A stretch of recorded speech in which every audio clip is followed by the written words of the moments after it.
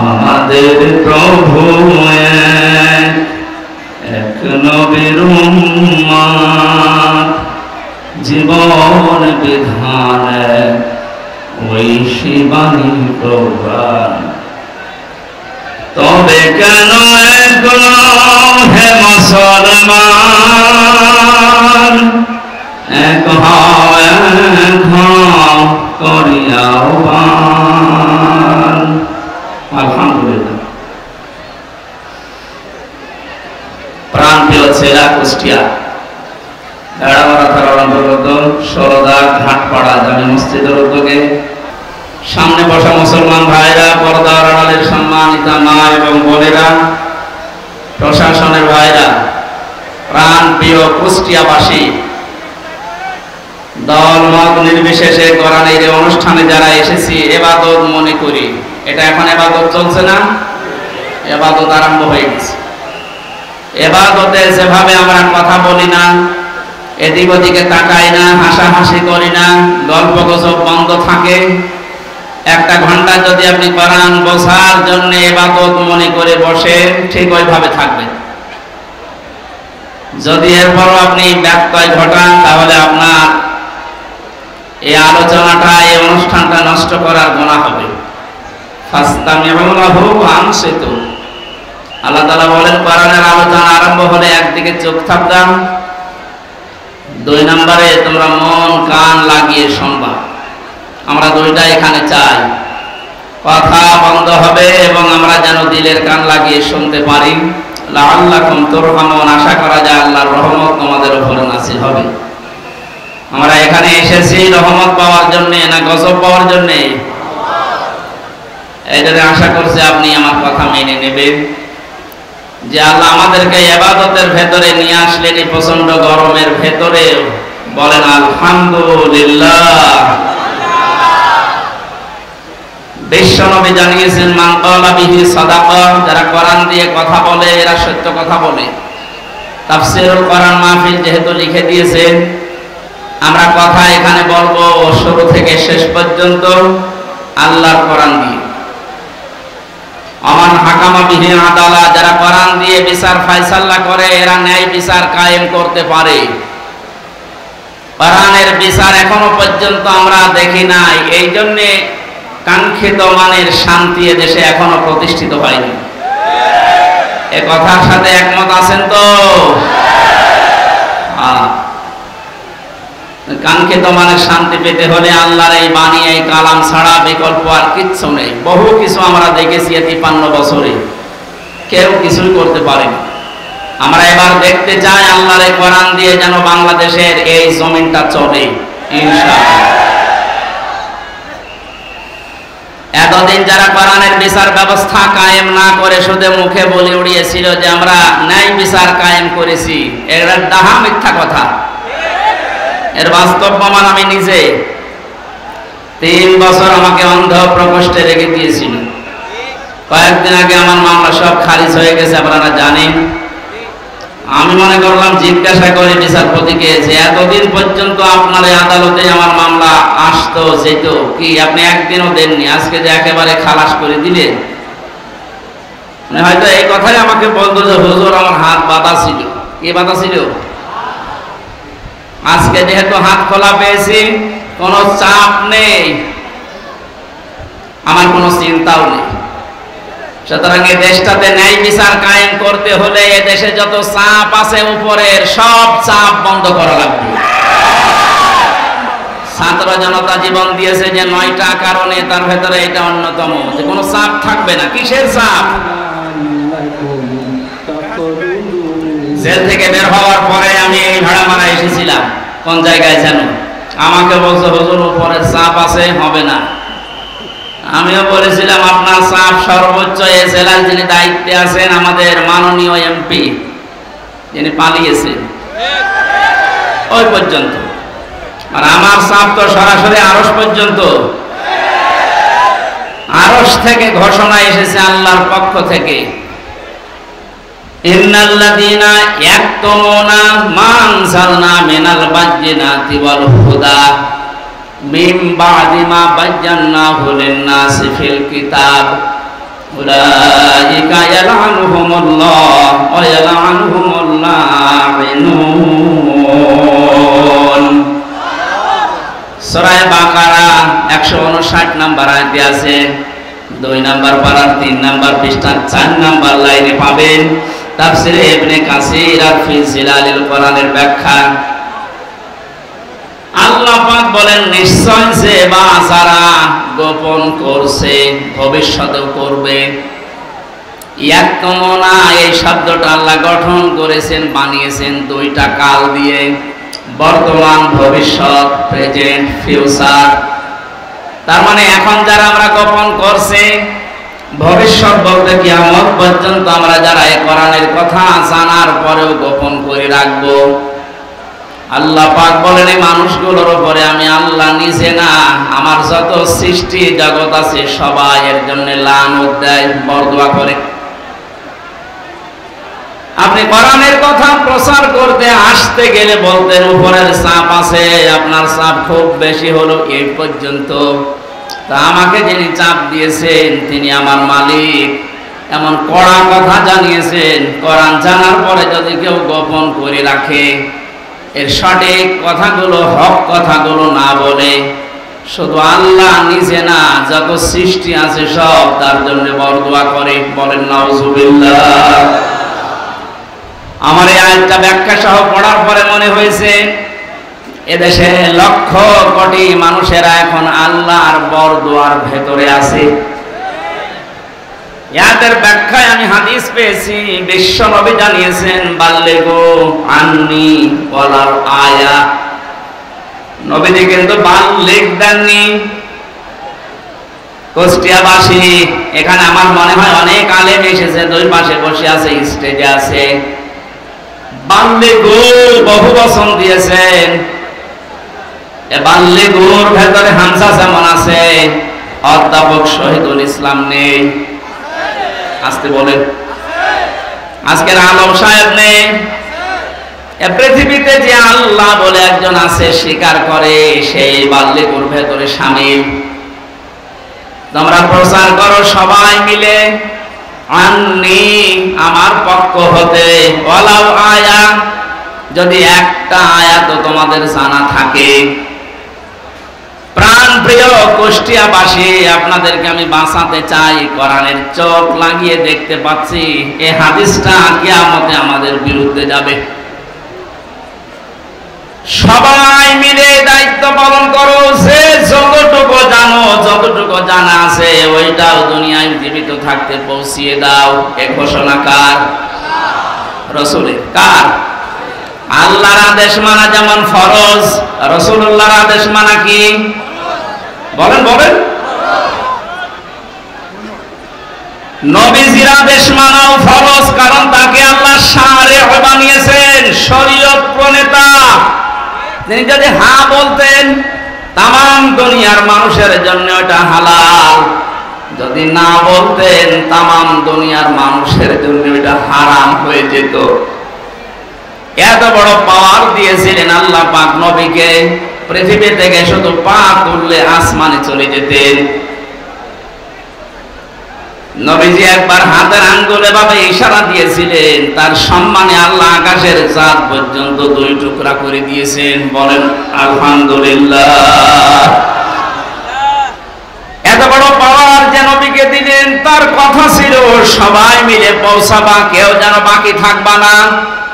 একটা আয়াত যদি তোমার জানা থাকে, ওইটাও জীবিত থাকতে পৌঁছিয়ে দাও আমার উম্মতদের কাছে।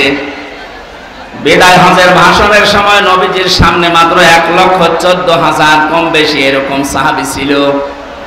নবীজি জানিয়েছিলেন, আজকে যারা উপস্থিত আছো, যে মানুষগুলো আমার সামনে নেই, কিয়ামত পর্যন্ত দুনিয়ায় যারা আসবে, আজকের এই 27টা পয়েন্টের কথাগুলো সব মানুষের কাছে পৌঁছিয়ে দেবে। সেই দায়িত্বের ভেতরে আমার যেমন, আপনি যতটুকু জানেন আপনারও ওই রকম। এটা ফরজ মনে করে যদি আজ আমরা সবাই এই দায়িত্বটা নামাজের মতো পালন করতাম, যে যতটুকু জানি আমি প্রচার করব, বাংলাদেশে কোরআনের অনুষ্ঠানে কেউ বাধা দেওয়ার সাহস পেত না। কে বাধা দিত তখন? সবার দায়িত্ব এইটা। হামজার হয়তো একটু আয়ত্ত বেশি আসে কোরআনে, এই জন্য বেশি প্রচার করবে। আপনি কিছু না হলেও কিছু তো জানেন। আপনি যদি জানেন যে কুল হু আল্লাহু আহাদ, এইটাই প্রচার করা আপনার নামাজের মতো ফরজ। এ পর্যন্ত বোঝাতে পেরেছি? এক কথা বলেন না কেন? আজকে থেকে দায়িত্ব শুধু আলেমদের। বলেন যে যতটুকু জানেন ওইটাই প্রচার করবেন, তাহলে এই দেশে কেউ আর কোরআন প্রচারে বাধা দেওয়ার সাহস দেখাবে না ইনশাআল্লাহ। আমরা আল্লাহ এবং তার সৃষ্টি জগতের বরদোয়া থেকে, গজব থেকে, লানত থেকে বেঁচে থাকতে পারবো। পক্ষান্তরে অপর পৃষ্ঠায় আল্লাহ জানিয়েছেন, কোরআনে কারিমের জ্ঞান থাকার পরে যদি কোনো মানুষ দুনিয়ার কোন স্বার্থ পেয়ে সিদ্ধির কারণে গোপন করে রাখে, আমান আসলামু মিম্মান কাতামা শাহাদাতান ইনদাহু মিনাল্লাহ ইলা আখিরি আয়াত। সূরা বাকারা প্রথম নাম্বার পারার 20 নাম্বার পৃষ্ঠার 13 নাম্বার লাইনের 140 নাম্বার আয়াতের প্রথম অংশে আছে। এটাই ইবনে কাসির পাবেন। আমি ব্যাখ্যা সহ বলতে গেলে অনেক সময় লাগবে, এই জন্য সামারাইজ করে করে শেষ করছি। আসলাম দিয়েছেন আল্লাহ, এটা সুপারলেটিভ ডিগ্রি বলা হয় ইংরেজিতে। এর চাইতে ভয়ঙ্কর শব্দ আর নেই আরবিতে। আল্লাহ বলেন, পৃথিবীর বড় জালেম দেখতে চাও? এই পৃথিবীতে সবচাইতে বড় জালেম আল্লাহর কাছে ওই লোকটা যার কাছে কোরআনের জ্ঞান থাকার পরেও দুনিয়ার কোন স্বার্থ পেয়ে গোপন করে রাখে। আর আমার তো মনে হয় বাংলাদেশে এই চরিত্রের মানুষ বেশি। কে জেলায় নেই?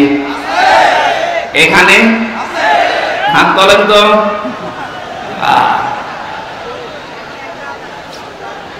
আপনি আল্লাহর ভাষায় বড় জালেম হয়ে উঠবেন কিয়ামতে। আমি সেদিন মিরপুরে জালেমের ব্যাখ্যায় বলেছিলাম, জালেম এই শব্দটা এত ঘৃণিত আল্লাহর কাছে, আল্লাহ নিজে জালেমদের বিরুদ্ধে মামলা দায়ের করবে। কুষ্টিয়াবাসী সূরা সূরা 42 নম্বর আয়াতের প্রথম অংশ, ইন্নামাল মুমিনুনা সাবিলু আলাল্লাযিনা ইয়াজলিমুনান নাস। আল্লাহ পাক বলেন, অবশ্যই আমি নিজে মামলা দেব, নিজে কেস করব, অভিযোগ দায়ের করব তাদের বিরুদ্ধে যারা এই দুনিয়াতে মানুষ হয়ে মানুষের উপরে অত্যাচার করছে এবং করবে। আল্লাহ ইয়াজলিমুনাল মুসলিমুনা দেননি যে মুসলমানদের উপরে শুধু অত্যাচার করে তারা আমার মামলার আসামি না। ইয়াজলিমুনান নাস, পৃথিবীতে যে কোনো ধর্ম অনুসরণ করতে পারে, কিন্তু তো মানুষ ও কি মানুষের উপরে যারা জুলুম করছে ভবিষ্যতেও করবে। কেন ভবিষ্যৎ দিলেন? আল্লাহ জালিম না দিয়ে ইয়াজলিমুন দিলেন কেন? পৃথিবীতে এখন অনেকে জুলুম করছে, এমনকি পৃথিবীতে অনেকে এখনো টার্গেট নিয়ে আছে ভবিষ্যতে জুলুম করবে। এটা আমি বেশি বলে ফেললাম। অনেকে যে জুলুম করবে তার ভাবসাব দেখে বোঝা যাচ্ছে। জালেমরা তো পালিয়েছে। জালেমের পরে 5 তারিখ থেকে আজকের এই 9 তারিখ, 1 মাস 4 দিনে আমরা অনেককে জুলুমের সাথে জড়িত হতে দেখে ফেলেছি। এখন যদি আপনি জুলুম শুরু করেন, থালা হাতে পেলে কি করবেন?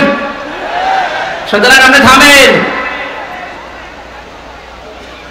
যারা জুলুম করছেন তাদের সর্বোচ্চ নেতা বারবার ওখান থেকে ভিডিও বার্তা পাঠাচ্ছে যে থামেন।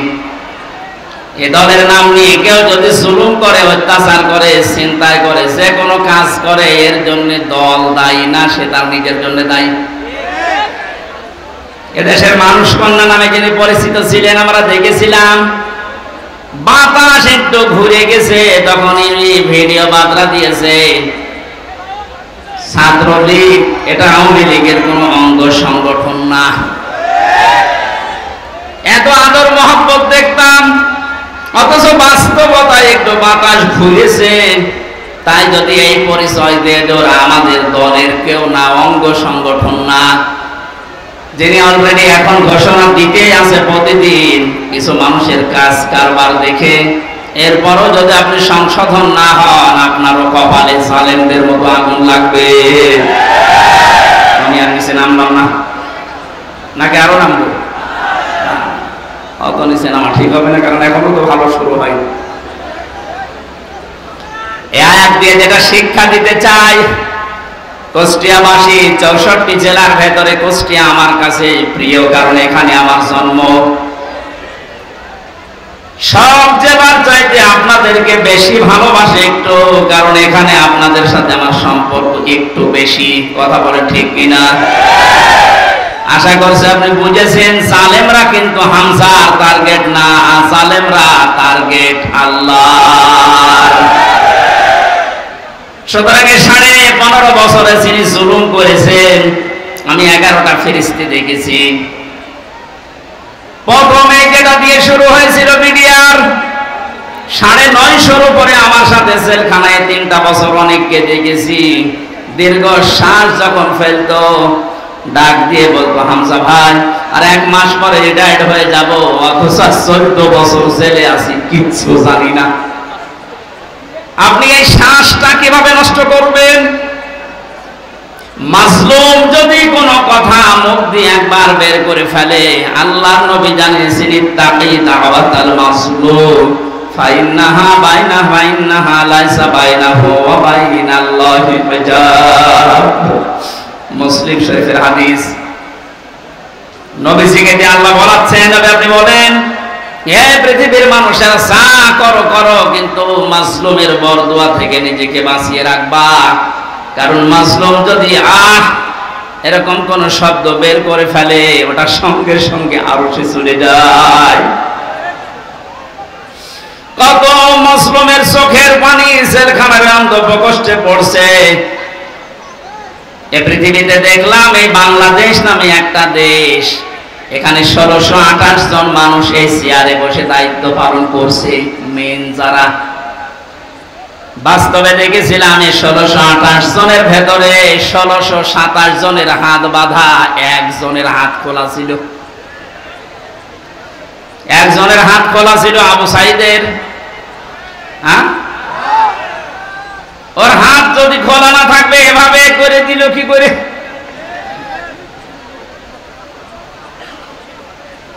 হাইকোর্টের বিচারপতি পর্যন্ত যদি বলে যে না, হামজার মামলা, মামুনুল হকের মামলা হবে না, উপরের নির্দেশ, তোর চেয়ারে বসে থাকার দরকার, কিন্তু ভ্যান চালা। আপনি বলেন, একটা হাইকোর্টের বিচারপতি যদি একথা বলতে পারে, যে বিচার ব্যবস্থা কিভাবে বাধা ছিল আপনি টের পাচ্ছেন?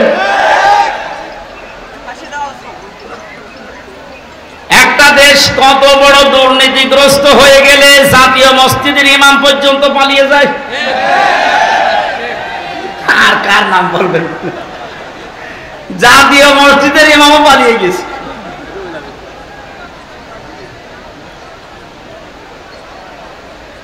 কুষ্টিয়াবাসী, আমি আবার বলছি যে মানুষগুলো, এই 1628 জন, এদের দোসর যারা, সব আল্লাহর মামলার আসামি। বাদী যত বড় হয়, মামলা তত কঠিন হয়। আমার মামলায় সরাসরি যেহেতু রাষ্ট্রবাদী ছিল, এজন্য বহু চেষ্টা করার পরও কিছুই হয়নি। এই মামলাটা 31 বার উঠেছে, সিএমএম কোর্ট, জজ কোর্ট, হাইকোর্ট মিলে, হবে না। অথচ এই মামলায় যদি সাজাও লাগিয়ে দেয়, 3 মাসের বেশি সাজা হয় না। 3টা বছরের ভেতরে এই কঠিন অবস্থায় ফেলে দিয়ে আপনি কি করলেন? বিচার ব্যবস্থাকে একেবারে ধ্বংস করা ফেলা হয়েছিল। আহ্বান জানাবো, এখন যারা দায়িত্বে আছেন, সংস্কার যেহেতু আরম্ভ হয়ে গেছে, আর এই জন্যেই এতগুলো মানুষ জীবন দিয়ে গেল, সুতরাং সকাল আসতে আসতে যেন আমরা শুনি এই 1628টা চেয়ারে নতুন মানুষ এসে বসেছে। নাই তো এরা যতদিন থাকবে, ততদিন নতুন নতুন ইস্যু তৈরি করে আবার বিশৃঙ্খলা ঘটাবে। আমাদের চরিত্র এরকমই।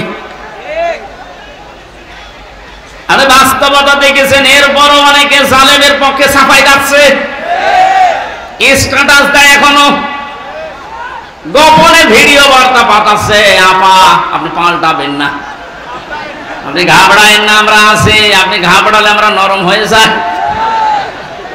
শয়তান তো দেখেনি, ওই ভিডিওতে যারা দেখলাম, আমার মনে হয় শয়তান যদি আমি দেখতাম তো ওই রকমই হইত, টাটকা নির্ভেজাল শয়তান। তো জানা শোনার পরে জালেমের পক্ষে সাফাই গায়, জালেমকে সাহস দেয়। নবীজি জানিয়েছেন, তিরমিজি শরীফের হাদিস, কেউ যদি জেনে শুনে জালেমকে সাপোর্ট দেয়, তার পক্ষ নেয়, তাকে ভালোবাসে, সহযোগিতা করে, ও নবীর উম্মত থেকে বের হয়ে যায়। সুতরাং আপনি নবীর উম্মত থাকবেন না বের হয়ে যাবেন, এখন সিদ্ধান্ত নিন। যেহেতু জালেমদের প্রতি বরদোয়া, জালেমদের প্রতি মামলা কার? ছোটখাটো জালেম যারা আছেন, এখনই তওবা করে ফিরে আসেন। আমার বংশ, আমার বাড়িতে এই যে এবি থানা, আগে সদর থানায় ছিল, এখন এবি থানা, হালসা, হালসা না ডাবিরাফিটা, বংশের 100 জনের 98 জন আওয়ামী লীগ। ওরা আমার মনে হয় যে শক্ত আওয়ামী লীগ, ওরা বঙ্গবন্ধুকে মনে করতো সেকেন্ড মুভি। 5 তারিখের পরে বিকাল আসতে আসতে আমার কল দিয়ে বলছে, বাবাজি আমরা সব পাল্টিয়ে গেছি। পাল্টিয়ে গেছে মানে এখন আমরা সব জামাত ইসলামী করি। কিসের জামাত? আপনি যা করেছেন এই 15.5 বছর আগে, ওটা শোধ হবে, এরপরে জামাত ইসলাম না। তারপরেও এরা যা সেকেন্ডে পাল্টিয়ে যে চলে গেছে, এই জন্য যারা ছোটখাটো জালেম আছেন, হালকা পাতলা, আপনারা আশা করছে ফিরে আসবেন, নয়তো মৃত্যুর গড়গড়ানি শুরু হলে জালেমদের কিন্তু আর কালেমাও নসিব হবে না। বেঈমান হয়ে আবাদান আবাদান চিরকালের জন্য জাহান্নামে থাকা লাগবে। কথা বলে ঠিক কিনা? অন্তত অন্য জেলায় যাই হোক, আমার জেলা জাহান্নামে যাবে, আর আমি সারা দেশে আমি ঘর ছেয়ে বেড়াই, আর আমার ঘরে খড় নেই। না, এটা করা যাবে না। আমি আহ্বান জানাচ্ছি, আপনাদের বিবেককে কাজে লাগাবেন। জালেমদের পক্ষে আমরা কোনোদিন ছিলাম না, ইনশাআল্লাহ সামনে কিয়ামত পর্যন্ত এই বাংলাদেশে জালেমদের পক্ষে আমরা থাকবো না ইনশাআল্লাহ। কোরআনে কারিমের অনুষ্ঠানে যেহেতু এসেছি, কোরআন কিভাবে মানুষের কাছে উপস্থাপন করা লাগে এ ধরন আল্লাহ শিখিয়েছেন কোরআনে। ওইভাবে বলবো নাকি মন মতো বলবো? কোরআনে কারিম কিভাবে আপনি মানুষের সামনে উপস্থাপন করবেন, বর্ণনা দেবেন, 1500 বছর আগে আল্লাহ পাক ওটা আমাদেরকে শিখিয়েছেন। কিতাবুন উনজিলা ইলাইকা ফালা ইয়াকুম ফি সাদরিকা হারাজুম মিনহু লিতুনদিরা বিহি ওয়া যিকরা লিল মুমিনিন। বলেন আল্লাহু আকবার। সূরা আরাফ 8 নম্বর পারা 10 নম্বর পৃষ্ঠার 1 নম্বর লাইনের 2 নম্বর আয়াত। এটা তাফসীরে ফি জিলালিল কোরআনে ব্যাখ্যা আছে, সাইয়্যিদ কুতুব লিখেছেন। আল্লাহ পাক বলেন, নবী এই যে একখানা কিতাব, এটা আপনাকে আমি দিলাম, এটা যখন মানুষের সামনে আপনি বর্ণনা দেবেন, ব্যাখ্যা করবেন, তাফসীর করে শোনাবেন, 2টা বিষয় খেয়াল করবেন। হারাজুম মিনহু লিতুনদিরা বিহি লিসাদরিকা, আপনার মনের ভেতরে যেন কোনো সন্দেহ, সংশয়, দ্বিধা, দ্বন্দ্ব, ভয়, ভীতি এগুলো আপনার মনে যেন না ধরে। যিকরা লিল মুমিনিন, কোরআন এই দেশে, এই পৃথিবীতে মুমিনদের জন্য উপদেশ। এর ভেতরে হারাজন শব্দের ব্যাখ্যাটা ইম্পর্টেন্ট। এদিকে কই, হারাজনের ব্যাখ্যায় আমি 2টা অর্থ পেয়েছি। হে নবী, আপনি যখন কোরআনের কথা বলতে যাবেন, অনেক মানুষ আছে না বোঝার কারণে আপনার উপরে মন খারাপ করতে পারে। এরকম মানুষ নেই দেশে? কথা বুঝতেছেন? কোরআন যেভাবে আল্লাহ উপস্থাপন করেছেন, যেভাবে তিনি বর্ণনা দিয়েছেন, ওই ফোর্সে যদি বর্ণনা দেওয়া হয়, অনেক মানুষের সীমিত জ্ঞানের কারণে ওই বক্তব্য বুঝবে না, সেটা উল্টা পাল্টা ধারণা আপনার উপরে আসতে পারে যে হুজুর মনে হয় রাজনীতি করছে, এরকম ধারণা দেশে নেই।